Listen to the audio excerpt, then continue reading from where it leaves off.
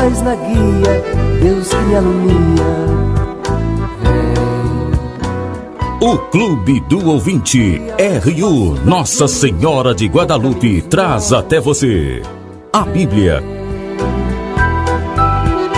Nos defende dos perigos, dos inimigos da vida.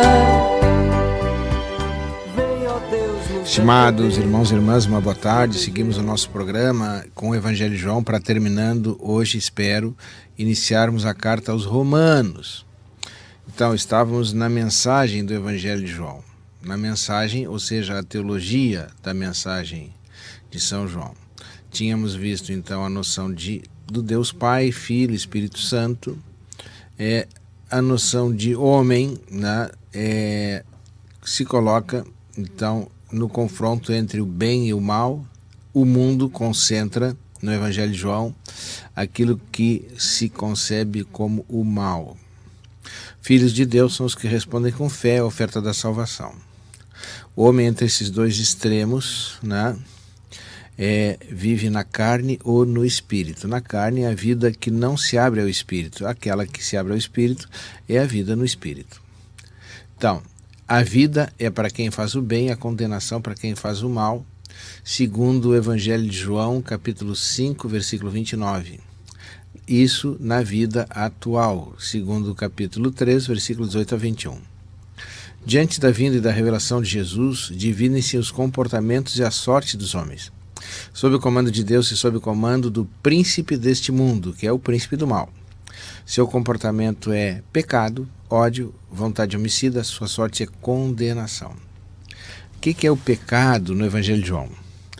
Pecado é quando alguém se fecha, o autofechamento. A iniciativa de salvação por Deus é querer determinar, segundo a sua própria carne, os critérios de tal salvação numa recusa do enviado por Deus, no ódio a Cristo que tende a fazê-lo morrer.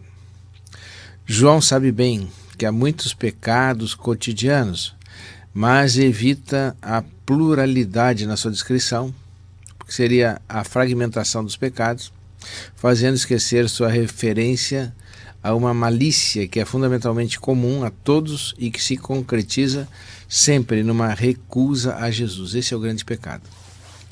A salvação, então, a letra C aqui do nosso esquema, salvação vem concedida a quem aceita a presença de Jesus como enviado do Pai e assim que o Pai o enviou. Várias citações, capítulo 3, versículo 17, capítulo 5, versículos 23 a 34 e assim por diante. Salvação consiste na vida. O vocabulário mais rico é a vida, uma realidade misteriosa, da qual não descobrem as formas de realização, como acontece com o vento, mas provém do Pai, passa através de Jesus e pertence à ordem do Espírito Santo. Capítulo 3, versículos 5 a 8. Já está presente essa salvação, na espera de um aperfeiçoamento futuro, segundo o capítulo 5, 29, capítulo 12, versículo 25. Pode vir somente do alto, e sua vinda não coincide com a da vida humana. Permanecer é um verbo fundamental nesse evangelho.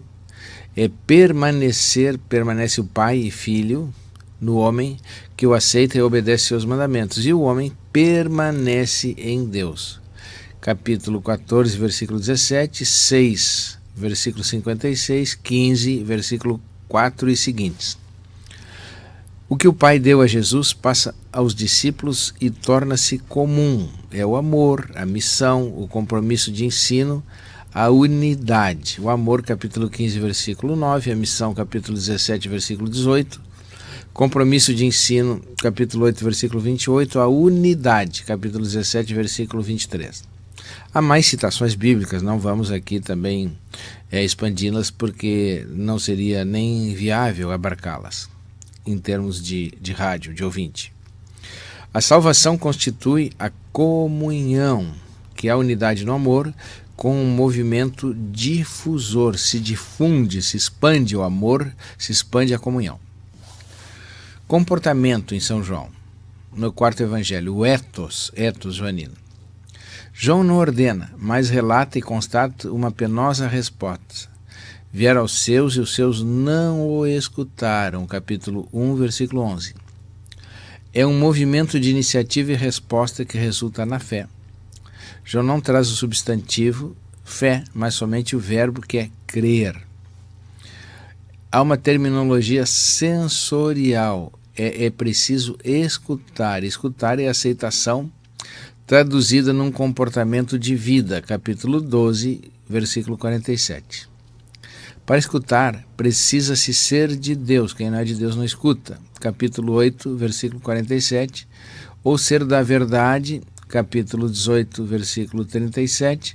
É preciso ser atraídos pelo Pai. Capítulo 6, versículos 34, 65. Que é o evangelho do fim de semana passado na Igreja Católica. O etos joanino consiste no seguimento, que é a forma mais espontânea e completa da fé. Vai-se atrás, caminha-se com Jesus.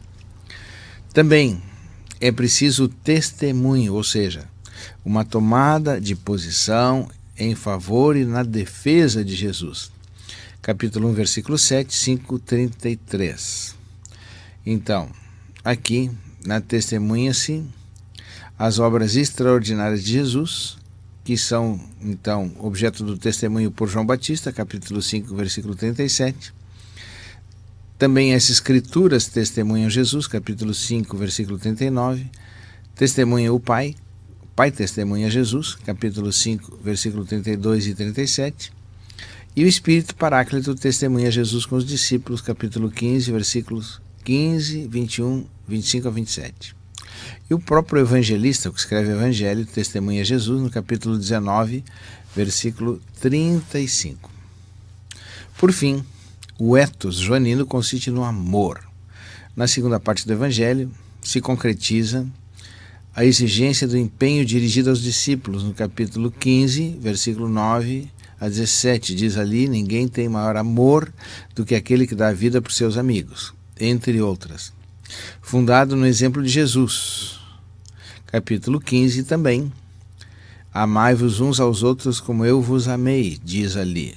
Capítulo 15, versículos 13, 16 e 17.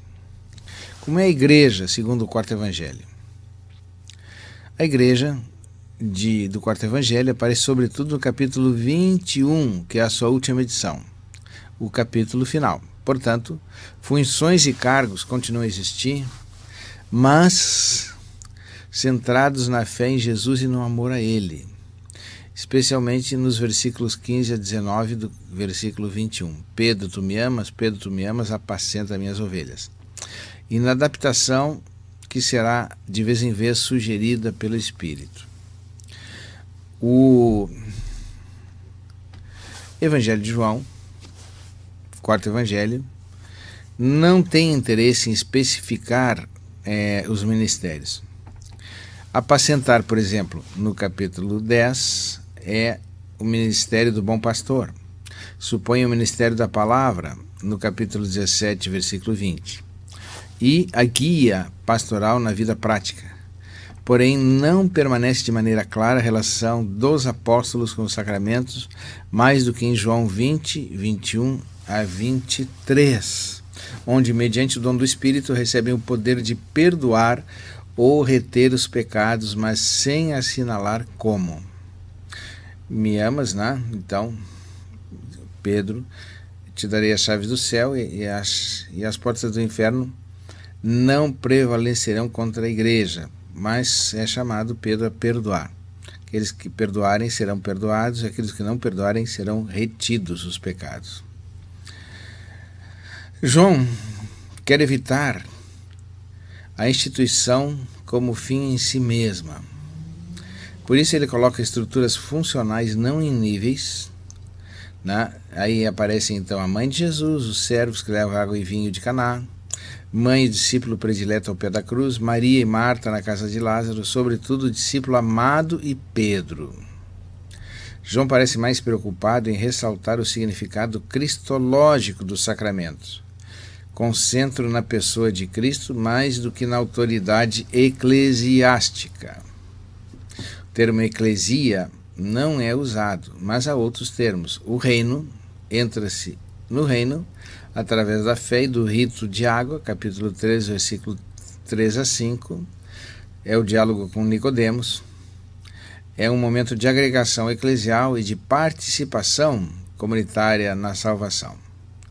Rebanho é outro termo, capítulo 10, videira e os ramos, Cristo é a videira, nós somos os ramos, capítulo 15, esposo e esposa referidos a Israel, capítulo 1, versículo 49, capítulo 11, versículo 50 e 52, e ainda não só pela nação, mas todos os filhos de Deus dispersos são parte desse reino e da igreja, capítulo 11, versículo 52.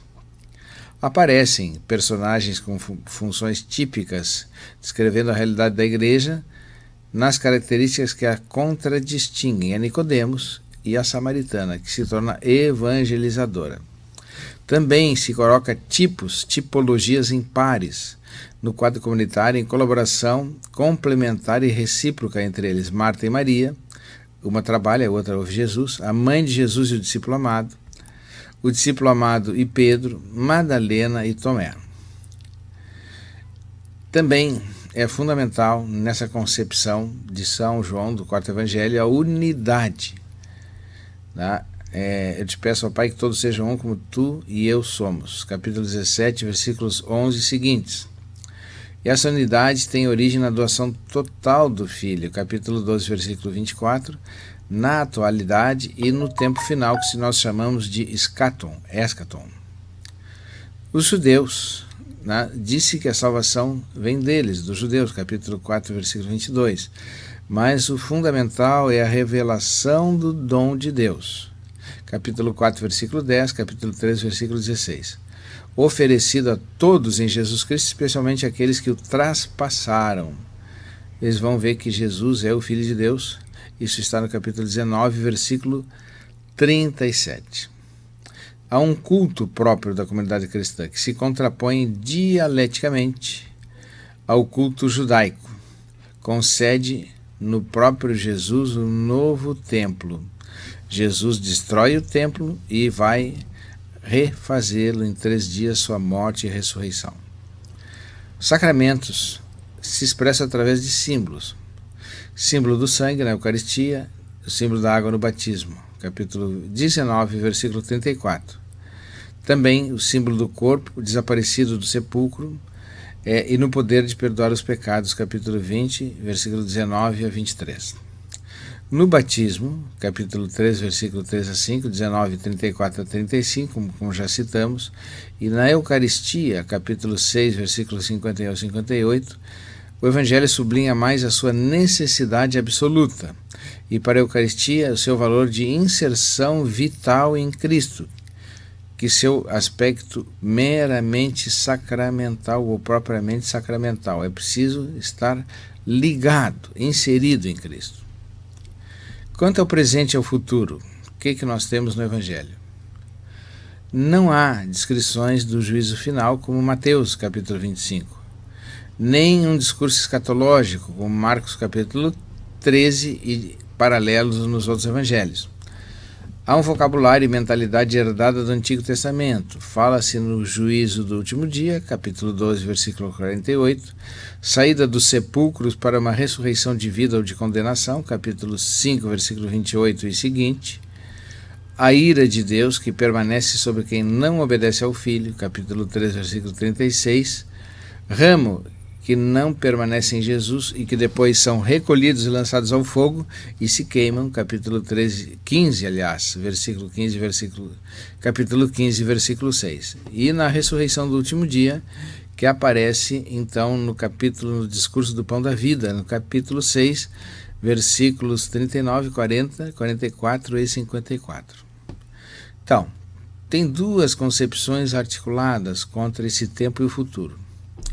Existe já um tempo final, um eschaton já cumprido, que é um juízo já vindo, capítulo 3, versículo 18, 16, 11, uma vida já possuída, capítulo 5, versículo 24, 10, versículo 10. mas também um futuro projetado que aperfeiçoa no final, no Eschaton, capítulo 8, versículo 12. Usa-se o termo aionios, que significa eterno, com um uso frequentíssimo, um atributo do substantivo vida, plenitude da vida, e sugere a ideia de superação da fase atual de existência em seu cumprimento além do juízo. Aionios eterno. Apolien em grego, que significa perecer, apolien. Já no presente, pode-se perecer, capítulo 18, versículo 9, 3, versículo 16, mas olha esse verbo ao futuro, né, como qualificação determinante, capítulo 6, versículo 39, 10, versículo 28. Ponto seguinte, então, para que tenhais vida, ou seja, nesse ethos, nesse comportamento, sucede, então, esse termo. Tá? Para que tenhais vida. Então, são sinais de vida no capítulo 20, versículo 31. O Evangelho foi escrito para que creiais e crendo tenhais vida. Os sinais são antes de tudo os milagres, mas tudo que constitui a aparição pública de Jesus é o que nós vimos, diz o Evangelho, capítulo 1, versículo 14. Temos a revelação, cada ensinamento e cada aspecto da vida vivida constitui a revelação, e a finalidade desse escrito dos sinais é mediar o dom da vida, ou seja, os sinais estão aí para apontar a algo maior que é a vida. É preciso uma atenção total, porque essa realidade aparece, então, na missão do Filho. Tá? A novidade não alcança a realidade do homem até que o momento em que esse não se deixa renovar através da novidade da fé que envolve toda a vida. Então, é só na fé que o homem é alcançado. Cada pessoa tem o seu caminho de resposta ao convite de Deus. Temos vários exemplos: Nicodemos, a mulher samaritana, Simão Pedro, o discípulo amado, Natanael, Tomé, Filipe e André. Jesus não condena ninguém, simplesmente propõe, e dessa proposta nasce o juízo de Deus. O dom da vida, então, exerce sua eficácia até o envolvimento da existência humana, na sequência obrigatória da fé. A fé leva ao seguimento, este leva ao testemunho e, por fim, este leva à missão. A presença dos discípulos se prolonga, ou melhor, prolonga a presença do próprio Jesus. Então, temos várias hipóteses, agora passamos a um ponto seguinte e vamos, depois do intervalo, continuar.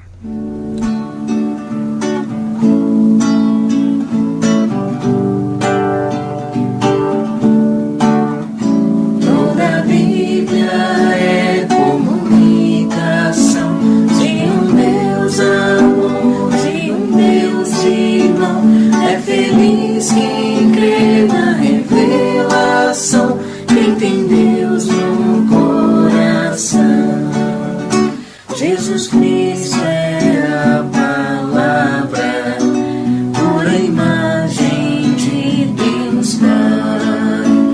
Ele é vida e verdade, a suprema caridade.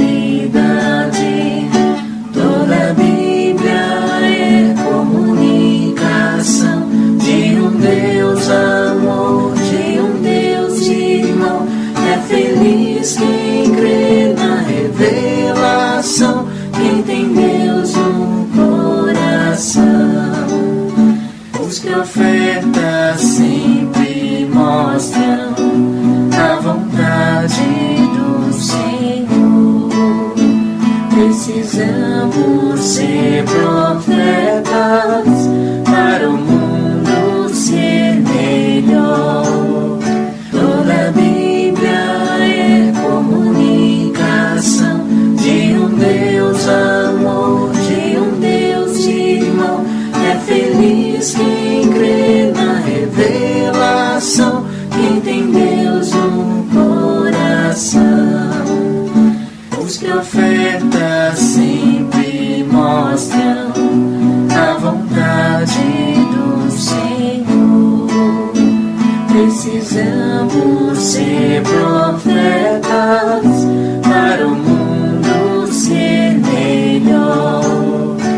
Jesus Cristo é a palavra, pura imagem de Deus Pai. Ele é vida e Prosseguindo, prezados irmãos, chegamos às hipóteses sobre a redação do quarto evangelho. Segundo o autor clássico, Raymond Brown, tem um livro sobre o evangelho, que foi adotado por muitos no ensino. Temos um primeiro momento que é o discípulo amado entre os discípulos de João Batista, que não é dos 12, mesmo se esteve com Jesus desde o início. É o pai dessa comunidade e o anel que une Jesus a essa. Sua teologia é uma baixa cristologia, ou seja, o Jesus terrestre. Segundo momento, temos a composição escrita do evangelho, com a cristologia da pré-existência. Jesus, no princípio era Deus, no princípio era o Verbo, estava com Deus e o Verbo era Deus. É aquela que diz Jesus no debate, eu sou. E o desencadear-se do conflito com as autoridades judaicas. Ele é desde sempre.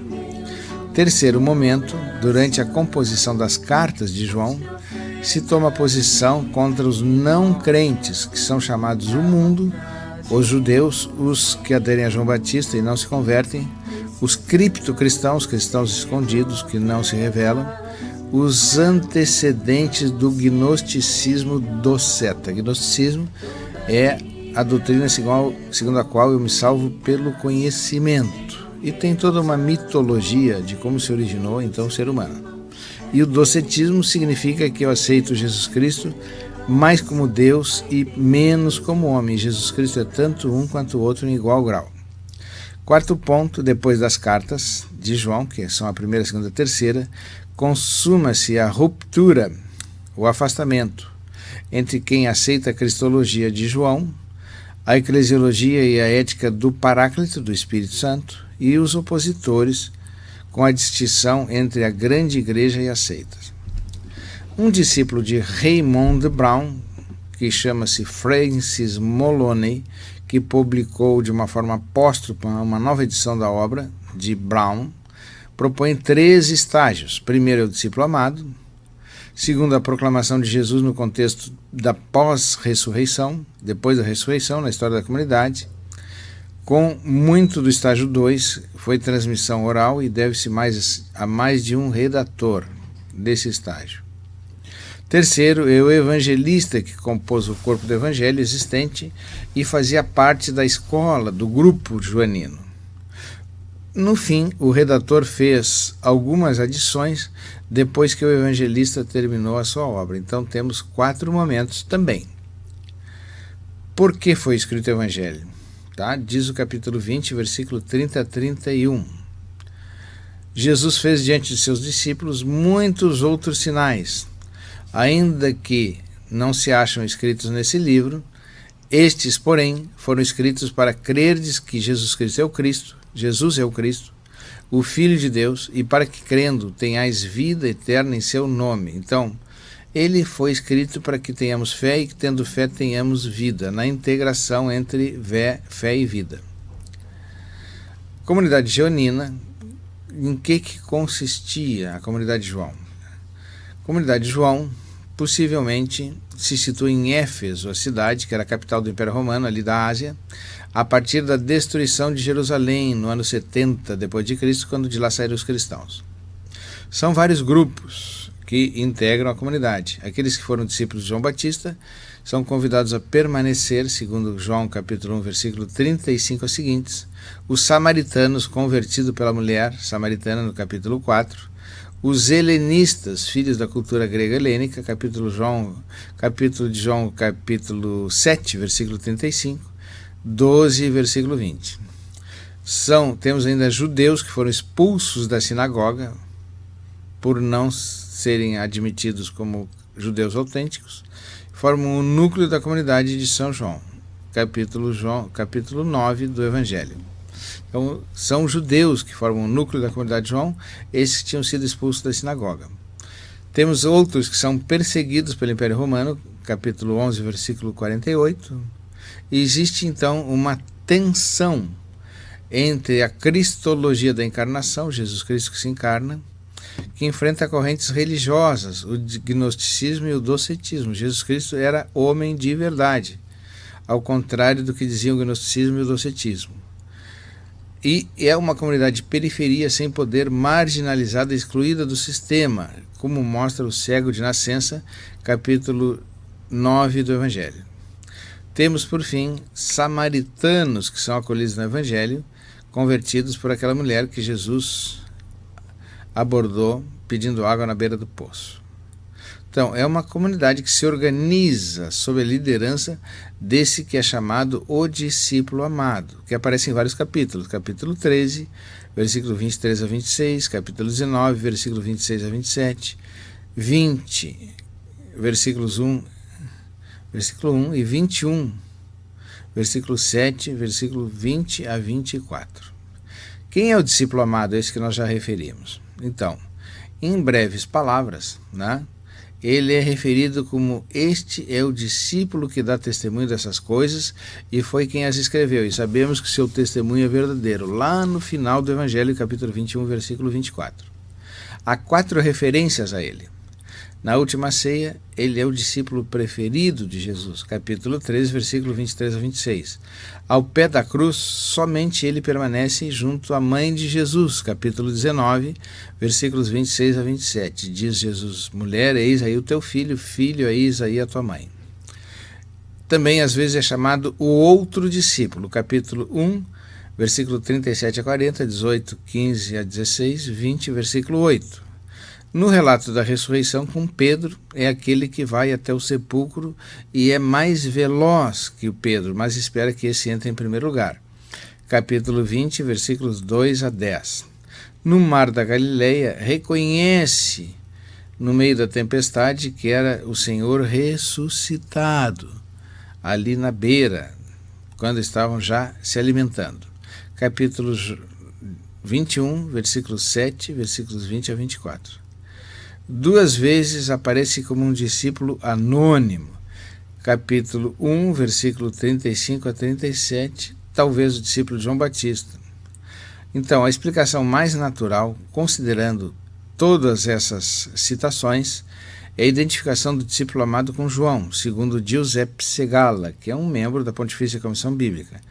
Pertencia ao grupo dos 12, no anonimato, com relação com Pedro, papel da comunidade primitiva de Jerusalém e atestado pelos Atos. Hoje, porém, fala-se que haveria uma escola ou comunidade joanina ao qual ele pertencia. Então, temos essas várias hipóteses. Eu ainda penso que o discípulo amado é alguém pertencente ao círculo dos discípulos, porém, não era, então, é o evangelista João, o apóstolo João. Vamos agora, então, ao final do nosso programa, desejando que todos, imbuídos do Evangelho, possam pensar na sua missão. Primeiro, no Evangelho, Jesus é o revelador de Deus, com a sua palavra, sabedoria e luz. Como procuramos revelar Deus em nossas palavras e sinais? A igreja é a ligação pessoal com Jesus. Como anda a nossa ligação pessoal com Jesus, não apenas institucional? Terceiro, há grupos em tensão e conflito no Evangelho. Como procuramos nós anunciar o Evangelho a diferentes grupos com suas diferentes religiões e culturas? Quarto, Jesus envia o Espírito. Qual a nossa vivência do Espírito Santo que age em nossa defesa e nos ensina a verdade plena? Somos abertos ao Espírito? Então, assim concluímos então o dia de hoje e voltamos na próxima vez, então, com a carta aos Romanos, que não foi possível alcançar ainda hoje, porque levamos mais tempo do que pretendíamos, do que pensávamos com o Evangelho, que é um Evangelho riquíssimo. Todos um bom dia e um bom fim de semana.